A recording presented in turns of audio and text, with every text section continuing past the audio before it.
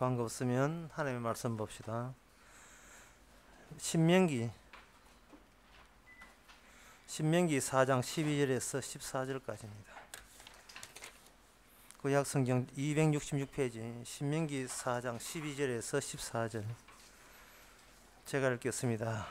여호와께서 화염 중에서 너희에게 말씀하시되 음성뿐이므로 너희가 그 말소리만 듣고 형상을 보지 못하였느니라.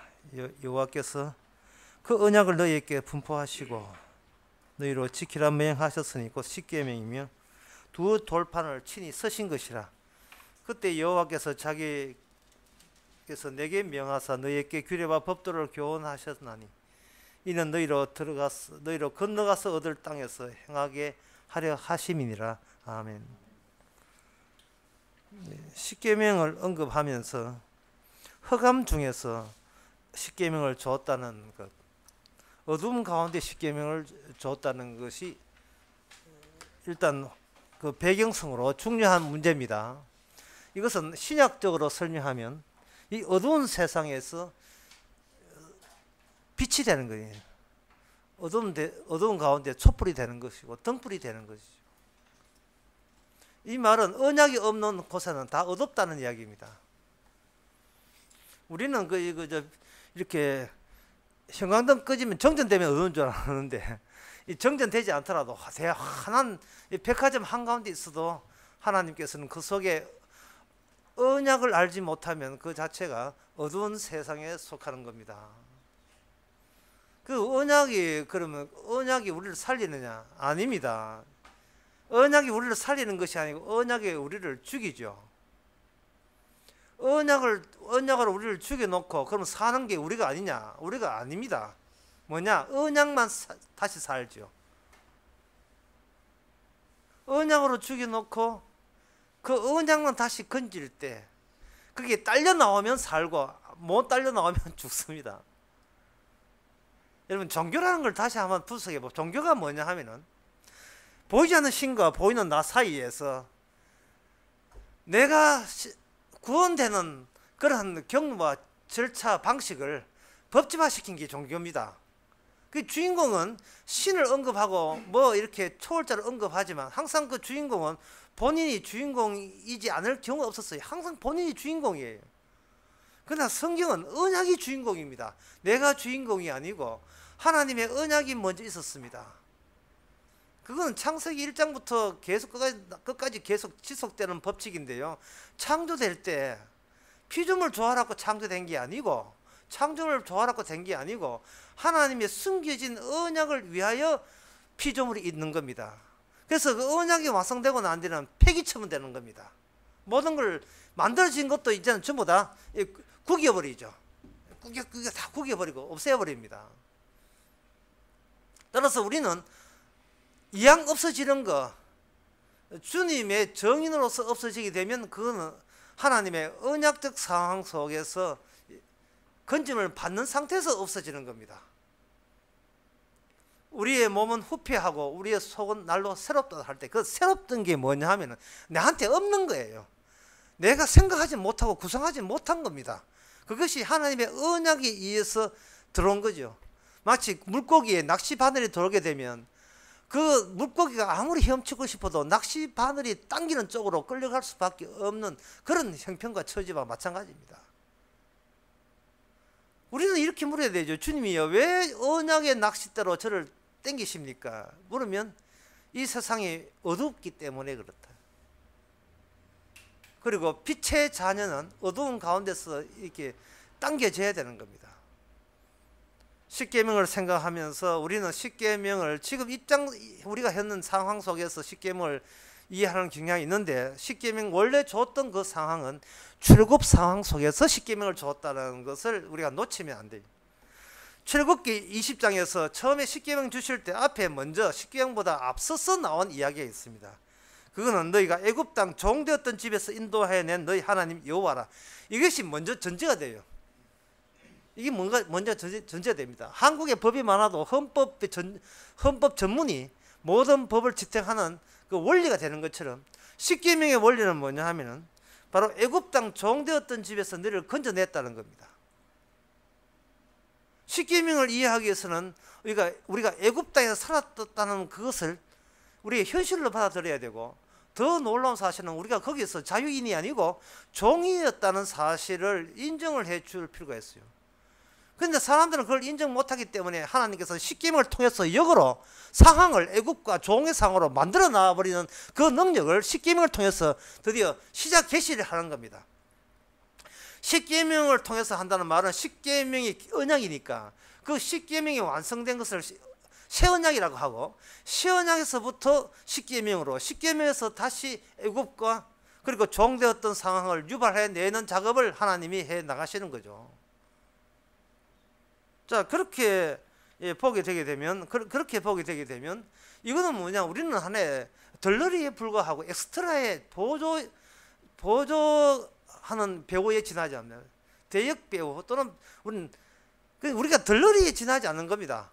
이 땅에서 실제로 모든 활개치고 활동하는 것은 하나님의 언약의 힘이고, 우리는 거기에 그 부는 바람에 같이 휘말려 들어가는 겁니다.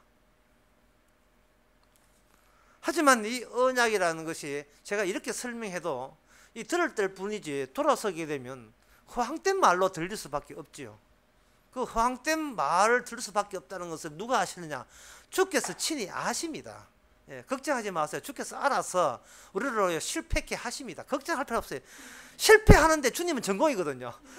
실패, 그게 이게 하나님의 말씀이 옳은데 실제 나가면 전혀 허황된 말이니까, 그 허황된 말이 다시 들으면 맞기는 맞는데 실생활에 도움이 안 되니까 주께서는 허황되지 않다고 여기는 데서부터 허황된 그것을 다시 되새기게 하기 위해서 우리로 하여금 늘 실패를 반복시키는 겁니다. 이 실패가 주는 즐거움이 성공이 주는 즐거움보다 더 월등해요. 예, 성공은 허물을 낳지만 실패는 영생을 주십니다. 그 실패를 언급하기 위해서 12절에 있습니다. 여호와께서 화염 중에서 너희에게 말씀하시되 음성뿐이거든. 음성뿐입니다. 그 뒤에 나온 게 십계명을 기록하라. 기록에 나와요. 자, 기록한 것은 눈에 보입니다. 기록한 것은 폭이 있습니다. 면적을 가집니다. 요거는 손에 쥘 수도 있어요. 하지만 음성이라 하는 것은 일시적이고 순간적입니다. 들을 때 그뿐이지 돌아서게 되면 없어져요. 그러니까 이 음성이라는 것이 마치 들을 때 분명히 음성인데 잠시 시간이 지나가 보면 실제로 들은 적이 있었나 할 정도로 우리 기억에 가물가물합니다.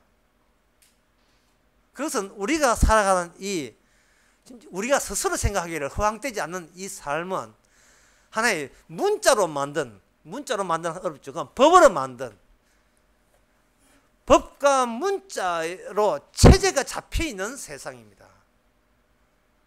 거기는 음성은 용납되지 못해요. 문자 중심입니다. 법 중심이고, 계약서 할 때도 뭐 도장 찍고 뭐 바빠요. 예. 말로 구두 계약은 효력이 없습니다. 내가 언제 캤는데 끝납니다. 내가 그런 이야기를 언제 했어? 그러면 끝나는 거거든요. 그래서 하도 예전은 이게 문서화 되기 때문에 결혼을 하더라도 미리 여자 쪽에서 남자 보고 각서를 쓰게 만들었어요. 도장 찍고 뭐 하고 뭐 다 해요. 예. 사랑한다 해놓고는 언제 미친놈 모아야지. 내가 그때 술 한잔 먹어서 헛소리 했나? 이러면 끝나기 때문에 각서 쓰기 하고, 예, 사인 도장 받고 다 공정해가지고 결혼해. 아이고, 유별해도 참. 예. 그런데 이 문서가, 십계명이라는 문서가 결국 이게 왜 이렇게 하느냐면, 우리가 이미 여기 문서화되고 법제화되어 있어요. 이게 선악과 따먹기 때문에, 이 판 자체가 선악과를 따먹기 때문에 법으로만 이해하는 이게 속성이 되고 말았어요. 법으로 이해해서. 이 법으로 이해하니까 선악을 따먹었으니까 악한 남을 따먹은 게 아니에요. 참 그런 거 참 어려운데, 악한 남을 따먹은 게 아니고 선악을 아는 남을 따먹었거든요.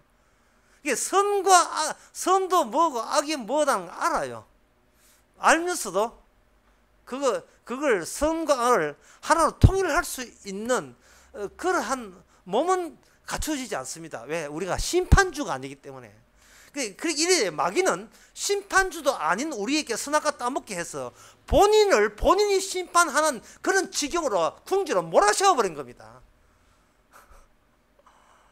이건 딜레마예요, 딜레마. 인간은 끝내 해결할 수 없는 거고, 끝내 인간은 파탄 나버립니다. 그런데 설교 다시 이야기하겠습니다. 그런데 이걸 우리 하나님은 아신다는 겁니다. 얼마나 이미 아시는 거예요.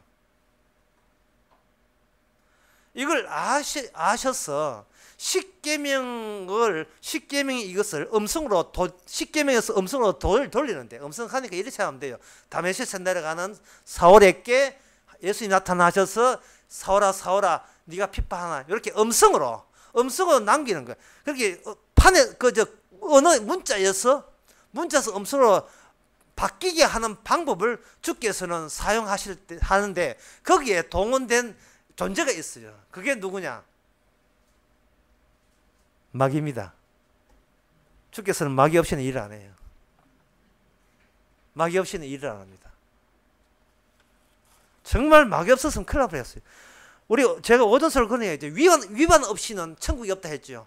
후딱 지나가야 뭐 뜻인지 모르겠지만 위반이 없는 자는 천국에 못 갑니다. 마귀 없이는 천국을 갈 수가 없어요. 인간은 선악을 따먹기 때문에 모든 해결을 자기 잘났다는 것을 선악과의 기초에서 하는 거예요. 그 기초하는데 똑같이 기초한 존재를 인간에게 줍니다. 그리고 계속 음성을 이야기합니다. 고소합니다.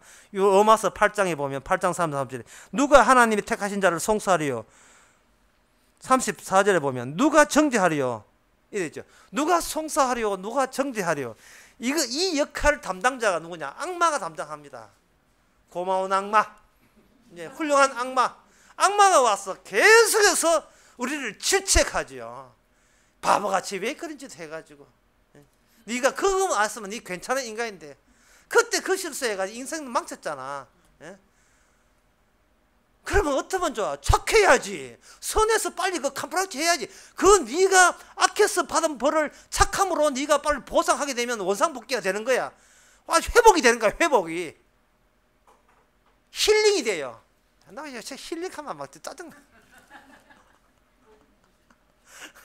전부 다 중고를 다 만들어 놔가지고 완전 바깥 인간 자체가 죽고, 아침 얘기했는데 죽고 날마다 새로 살면 되는데, 죽을 때는 과거에 대한 새로 살 때는 과거마저 은혜구나, 이렇게 새로 날마다 살아나면 되는데, 바보같이 자기가 채찍질하고 자기 때리면서 자해하고 자각하면서 이제는 바르게 살아볼란다. 뭘 노리고 은근히 노리는 게 있지. 뭐 노리는데 회복 같은 소리. 회복해봤자 거기에 또 악이 또 있어요. 어떤 수준이 착하다 수준 돼보세요. 그러면 더 착한 사람 있다니까요. 제가 이런 예를 너무 많이 들어서 식상하지만 할 수밖에 없어요. 어떤 교회에 집사가 있는데 너무 자기 남편을 잘 섬기고 암에 걸린 남편을 잘 보호해가지고 밑바탕 천까지 하더라.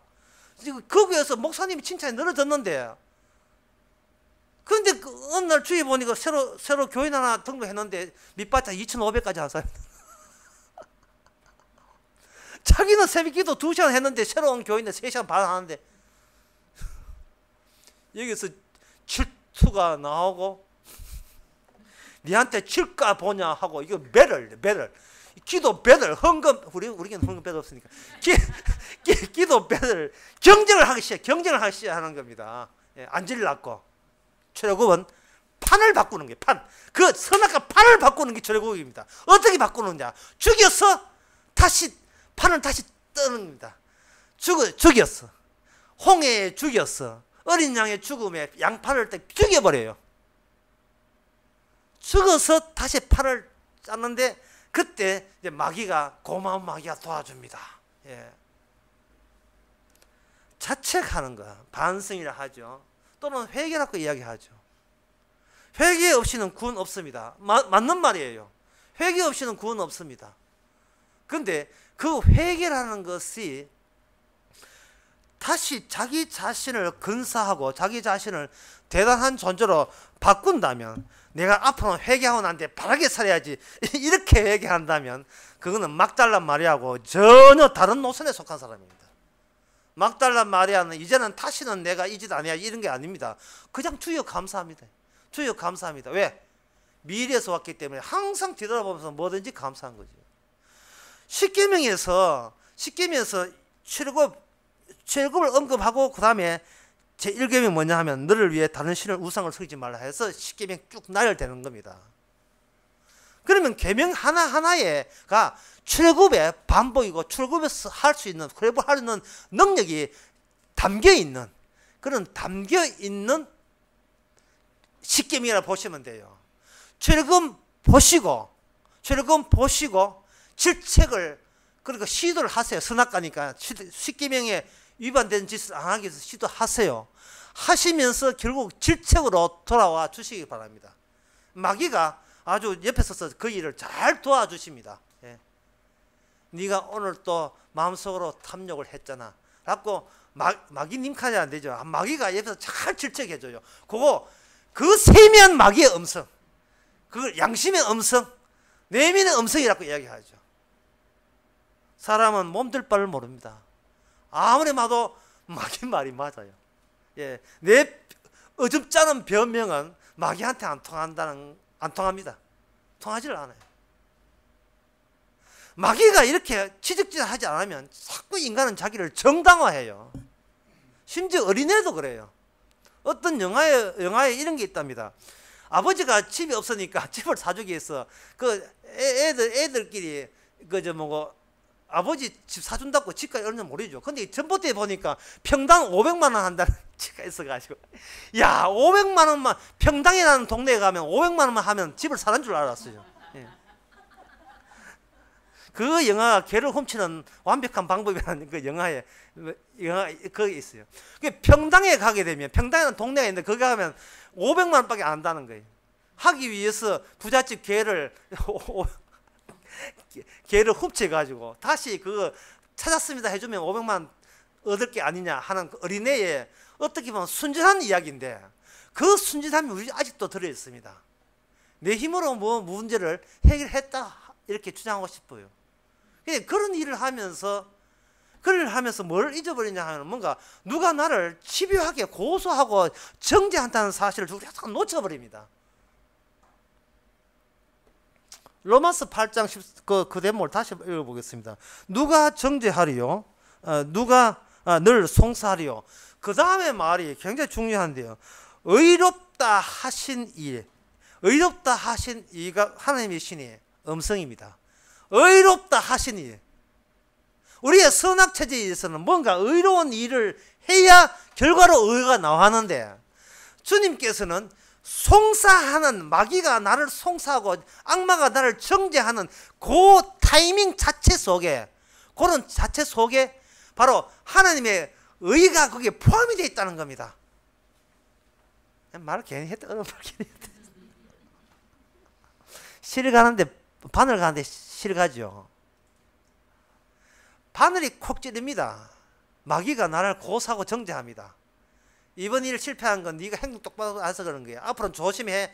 정죄합니다. 왜냐하면 마귀는 항상 완벽이다. 완전 완벽. 네가 완벽해야 의롭고 완벽해야 너는 복받고 완벽해야 앞일이 창창 풀린다는 그 완벽을 이야기해요. 근데 그게 성경이 마귀거든요. 마귀가 하는데 마귀야 물러가라고 하고 싶은데 그 마귀를 보내신 분이 뒤에 그 실이 있어요. 그 실이 뭐냐? 의로운 실이에요. 왜 하나님께서 그렇게 합니까? 출애굽 때문에 그래요. 왜? 바로 이 세상이 애굽으로 만든 이 세상을 선악으로 알고 살아가고 있는 모든 사람들이 바로 애굽 그 자체라는 거예요. 구약에서는 한 지리적으로 제한적인 애굽이 있다면 요한계시록 17장에 보면 전 세계가 바벨론과 전 세계가 다 애굽이에요.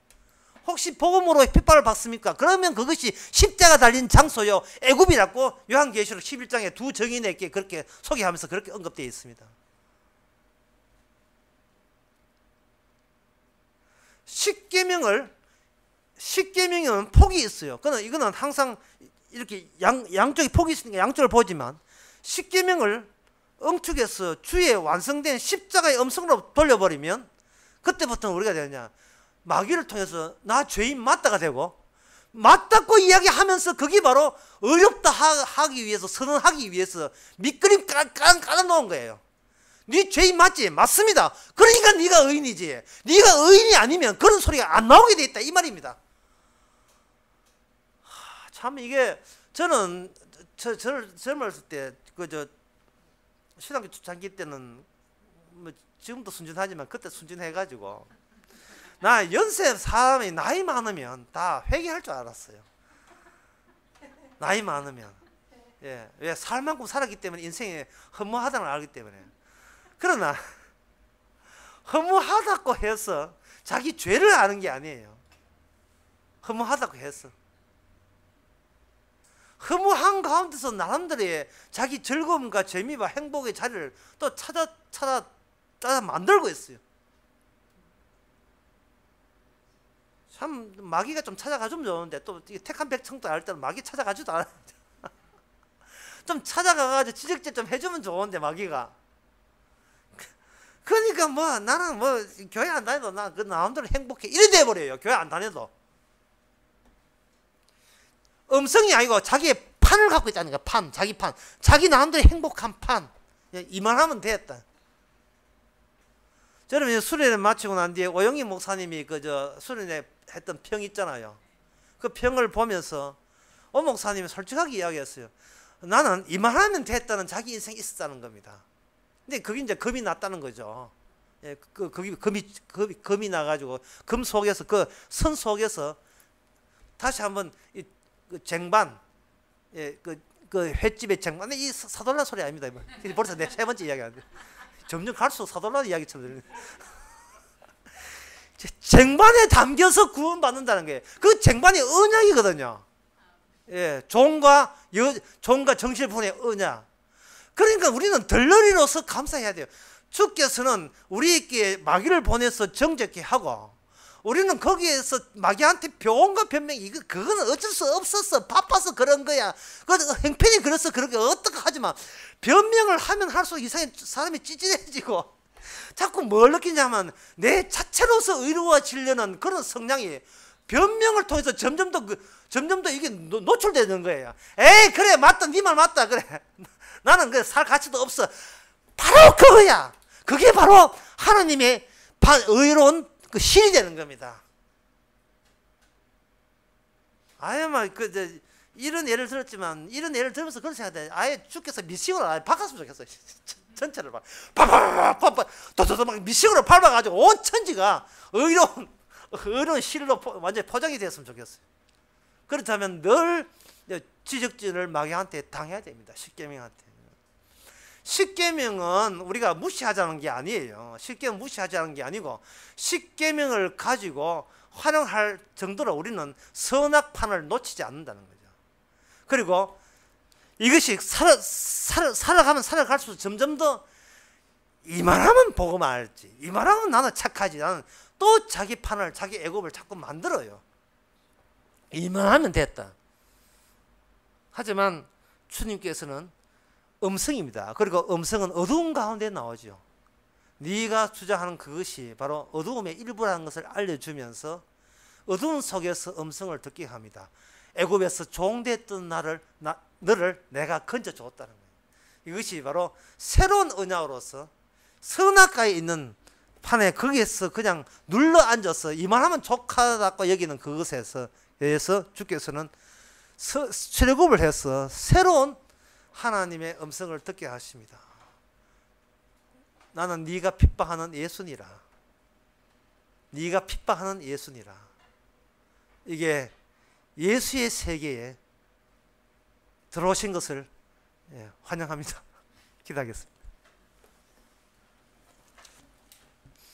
하나님 아버지, 지키려고 시도하고 또다시 엎어지면 다시 일어나서 이번에는 지킬 수 있으리라 마음 다짐하고 또 어떤 보상을 기대하면서 또 십계명을 받아들입니다.